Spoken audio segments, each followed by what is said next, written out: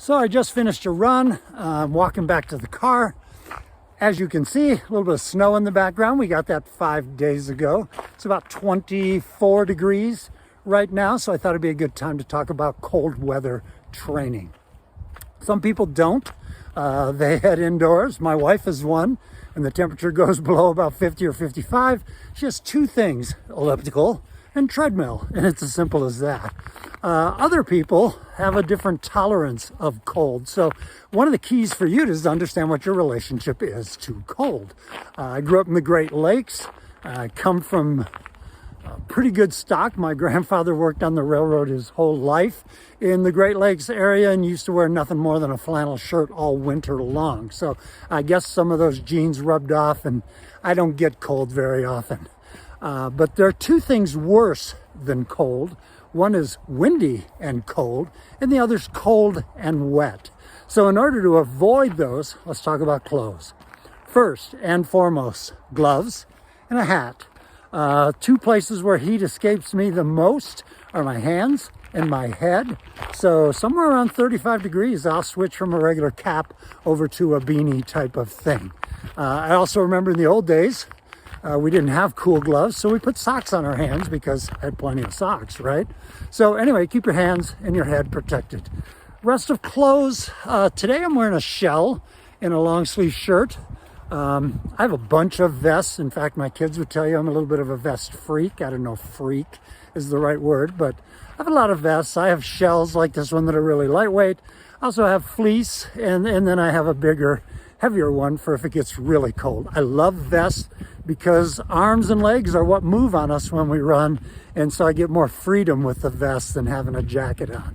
Underneath it, because we're layered, layers is the key, long sleeve, one of the great many tech shirts that are out there in the running world now, help whisk away moisture and do all of that stuff and keep us warm at the same time. If you're like me, I have tons of long sleeve running shirts, lightweight, medium weight, heavyweight, and just try to pick the right thickness to provide the right warmth, because once you get moving is different than when you start. I like being a little chilly when I start because as you warm up, you are going to do just that. You're going to warm up. So I'll wear a lighter top than probably what I like for the first quarter to a half a mile of a run. On the bottom, as you can see today, we are wearing shorts. My line of demarcation for tights is somewhere around 20 degrees or so. I have hairy legs, and so that helps. But I also just don't get that cold in the legs because they're also moving. But I have three thicknesses of tights too, a lightweight, a medium weight, and then a much heavier one for when it's cold and really windy. When it comes to shoes, right now, as you can see, the trail's not too bad behind me. So I'm wearing regular trainers today. When it first snowed Tuesday and then the next day on Wednesday, I wore Salomon Speedcrosses, which have a deeper lug, deeper tread to them. And they worked out really well. And then I have two other pairs of trail shoes, a Nike pair and another Salomon pair with much lighter lugs, but still kind of grippy. Just be careful. I also have those cleat things that you can put on the bottom of your shoes for days when it's really icy. The last thing you want to do is create a situation where you fall. Last but not least, where to run. As you can see, I'm running in the woods. I like running in the woods, especially in the wintertime, and especially when it's breezy, because I don't like the wind. As much as I can tolerate the cold, I'm not crazy about the wind. So being in the woods is a great thing.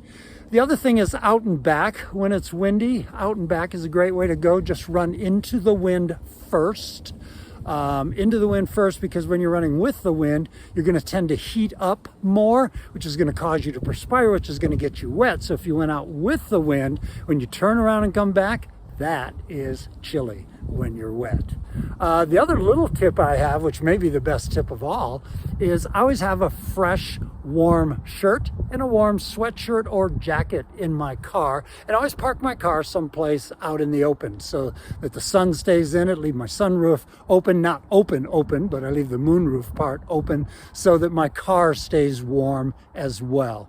So lots of different things you can do. You don't need to stop training just because it's cold. Yeah, the clothing for this is fantastic these days. So tell me what you do special in cold. By the way, I always wear sunglasses because it's so sunny here in Colorado, and a little bit of sunscreen on my face because it bounces off the snow, that sun, and it can burn you up pretty fast. So having said all of that, tell me what you do to run in the cold down in the comments. Thanks.